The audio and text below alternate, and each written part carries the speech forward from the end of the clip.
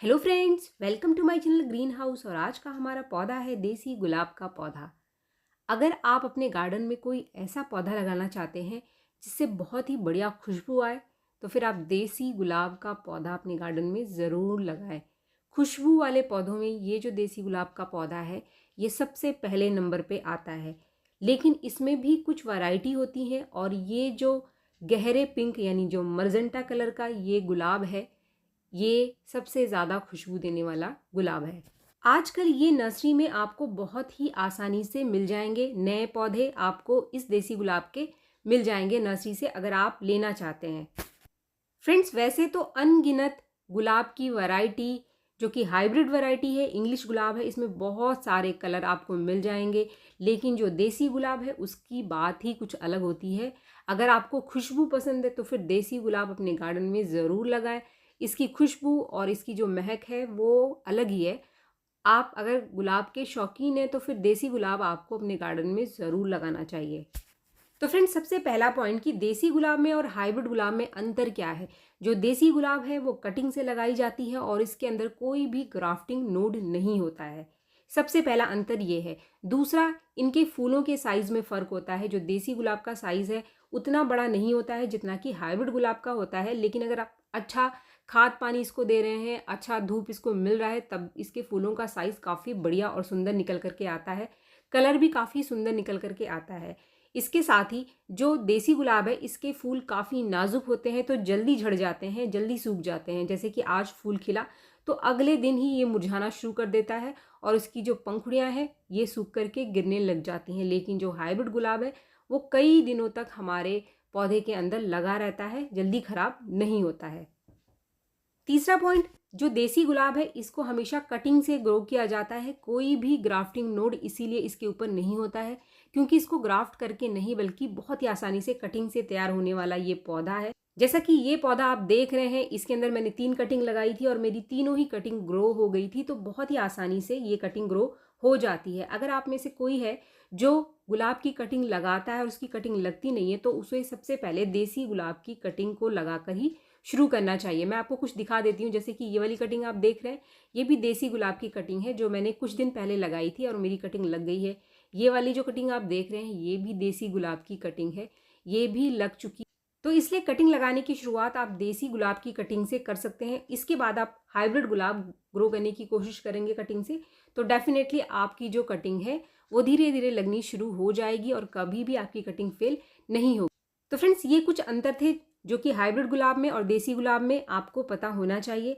इसके बाद जो वैरायटी होती है वो देसी गुलाब की कई तरीके की होती है और कई कलर भी इसके अंदर पाया जाता है।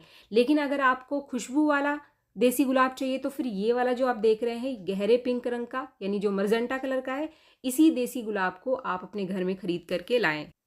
फ्रेंड्स, कुछ और देसी गुलाब जो मेरे पास है मैं आपको दिखा देती हूँ, क्योंकि देसी गुलाब कई और कलर के भी अवेलेबल होते हैं जो आपको इस समय नर्सरी में मिल जाएंगे। तो यहाँ पर जो दूसरे नंबर का देसी गुलाब है ये हल्के पिंक वाला। इसके अंदर भी गुच्छों में फूल आते हैं, लेकिन इसके जो फूलों का साइज़ है थोड़ा छोटा होता है। फ्रेंड्स, ये जो देख रहे हैं आप, ये भी एक दूसरी वैरायटी का देसी गुलाब का पौधा है। अब हम बात कर लेते हैं देसी गुलाब की केयर के बारे में, कि अगर आपको इसके ऊपर ज़्यादा से ज़्यादा फ्लावरिंग चाहिए, ज़्यादा से ज़्यादा ग्रोथ चाहिए, तो आपको इसकी केयर कैसे करनी है। देसी गुलाब और हाइब्रिड गुलाब की जो केयर है लगभग एक जैसी ही होती है। हाइब्रिड गुलाब की तरह देसी गुलाब को भी एसिडिक मिट्टी पसंद है, यानी इसकी मिट्टी में भी आपको महीने में कोई ऐसी चीज़ ज़रूर देना चाहिए जिससे इसकी मिट्टी एसिडिक बनी रहे। जहाँ तक धूप की बात है तो इसको भी कम से कम सुबह की 3-4 घंटे की धूप में आप ज़रूर रखें। मिट्टी की जो ड्रेनेज है वो अच्छी रखें। लगाते समय कंपोस्ट ज़रूर मिलाएं।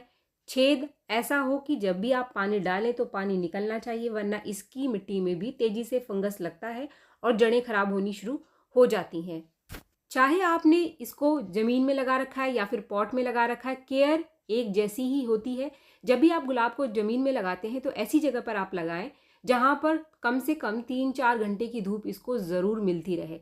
इसके बाद इसकी भी कटाई छटाई आपको टाइम टाइम पर करते रहना है, यानी प्रूनिंग इसकी भी उतनी ही इम्पॉर्टेंट है जितनी कि हाइब्रिड गुलाब की। जब तक आप इसकी कटाई छटाई नहीं करेंगे, नई ग्रोथ इसके अंदर नहीं निकल करके आएगी, और जब तक नई ग्रोथ ये नहीं लेगा तो कलियां भी नहीं बनाए। प्रूनिंग करने का तरीका बिल्कुल वही है जो कि हाइब्रिड गुलाब का है, और प्रूनिंग करने का जो समय है वो भी बिल्कुल वही है जो हाइब्रिड गुलाब का है, यानी कि आप मार्च में इसकी हार्ड प्रूनिंग कर सकते हैं, फरवरी लास्ट में कर सकते हैं। इसकी डेड हेडिंग आप टाइम टाइम पर करते रहें। जैसे ही फूल सूखे 3 पत्तों के नीचे से इसको आप काट करके निकाल दीजिए। मोटी ब्रांच आएगी तो आपको गुच्छों में कलियां और फूल देसी गुलाब के ऊपर मिलेंगे। आप सितंबर के आखिरी हफ्ते में भी इसके ऊपर हार्ड प्रूनिंग कर सकते हैं, लेकिन मार्च निकल जाने के बाद इसके ऊपर आप सॉफ्ट प्रूनिंग तो कर सकते हैं, लेकिन हार्ड प्रूनिंग अभी आपको इसके ऊपर नहीं करना है। अब जो सबसे इम्पॉर्टेंट चीज़ है वो है इसका खाद। अगर आप में से कोई है जिसके फूलों का साइज छोटा हो रहा है, कलर अच्छा निकल करके नहीं आ रहा, या फिर देसी गुलाब बिल्कुल फ्लावरिंग ही नहीं कर रहा है, तो जो खाद मैं आज के इस वीडियो में आपके साथ शेयर कर रही हूँ उसको आप अगर डालेंगे तो आपका देसी गुलाब भर भर के गुच्छों में फूल देना शुरू कर देगा। तो फ्रेंड्स, अगर आप कोई ऑर्गेनिक कंपोस्ट इसको देना चाहते हैं तो जो गोबर की खाद है वो इसको बहुत ज़्यादा पसंद है। अगर आप महीने में एक बार 2-4 मुट्ठी गोबर की अच्छी से सूखी हुई खाद इसकी मिट्टी में डाल देंगे तो ये बहुत ही बढ़िया फूल देता है। अगर आप में से किसी का जो पौधा जमीन में लगा हुआ है तो जड़ों के आसपास की मिट्टी की गुड़ाई करके आप गोबर की थोड़ी सी खाद ज़रूर दे दें अपने देसी गुलाब के पौधे को। लेकिन अगर आपके पास कोई कंपोस्ट नहीं है तो फिर आप ये इस्तेमाल चाय की पत्ती अपने पौधे को कंपोस्ट की तरह दे सकते हैं।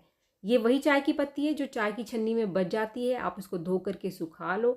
अगर आपने पॉट में लगा रखा है, पॉट छोटा है, आपका पौधा छोटा है, तो 1 चम्मच आप 15 दिन में दे दो। बड़ा है तो आप 5 चम्मच तक 15 दिन में एक बार इसको दे सकते हैं।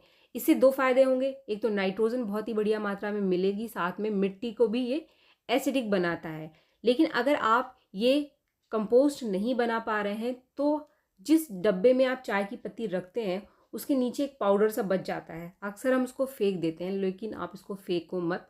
ये एक बहुत ही बढ़िया खाद है हमारे गुलाब के पौधों के लिए।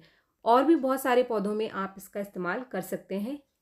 लेकिन जब भी आप फ्रेश टी का इस्तेमाल करते हैं, यानी वो चाय की पत्ती जो उबली नहीं है, तो इसकी मात्रा आपको कम रखनी पड़ेगी।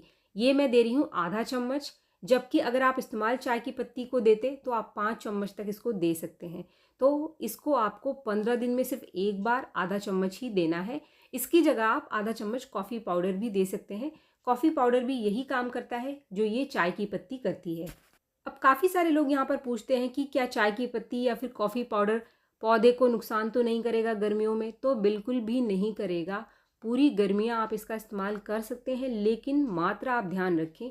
आधा चम्मच 15 दिन से पहले आप दोबारा ना दें इसको, यानी आधा चम्मच 15 दिन में एक बार दे दिया आपने तो फिर 15 दिन बाद ही आप इस खाद का इस्तेमाल करें। और आपको अगर किसी भी तरीके का डाउट है तो फिर आप चाय की पत्ती को धो करके सुखा करके यूज्ड टी का इस्तेमाल करें। ये किसी भी तरीके से आपके पौधे को नुकसान नहीं करेगा, चाहे कोई भी पौधा है आपके गार्डन में।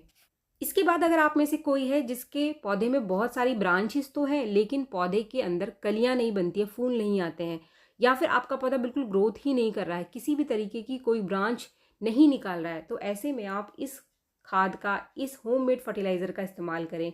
ये जो फर्टिलाइज़र है इसको बनाने के लिए सिर्फ आपको चाहिए लहसुन के कुछ छिलके। आप अपने घर में निकलने वाले लहसुन के छिलकों को, 2-4 दिन के छिलकों को इकट्ठा करके रख लो आप, और फिर इसको आप पानी में भिगो करके किसी भी ढक्कन वाले डब्बे में बंद करके कम से कम 1 दिन के लिए इसको आप ऐसे ही रख दो। ये जो छिलके हैं ये कमाल का सोर्स है पोटाशियम का, और इसके अंदर बहुत अच्छी मात्रा में सल्फ़र भी पाई जाती है, तो ये जड़ों की ग्रोथ को बढ़ाने में बहुत मदद करती है, जिससे ऊपर भी पौधे की जो ग्रोथ है वो बढ़ जाती है।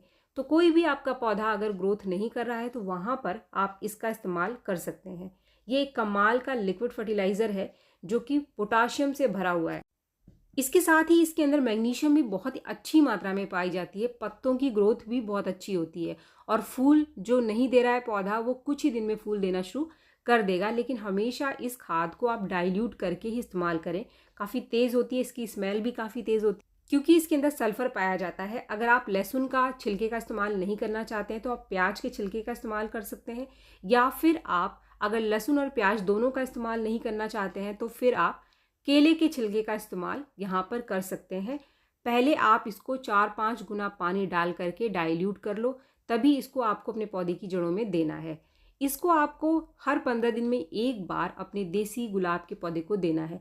अगर आपने ज़मीन में लगा रखा है तब भी इसकी जड़ों के आसपास इस खाद को बना करके आप डाल सकते हैं, क्योंकि जो काफ़ी सारे लोग होते हैं वो देसी गुलाब को ज़मीन में लगा करके रखते हैं, और अगर वो फूल नहीं दे रहा है तो जो चीज़ें मैंने आपको बताई, वो केयर, वो खाद, वो सभी आप अपने उस पौधे में भी दे सकते हैं जिसको आपने ज़मीन में लगा करके रखा हुआ।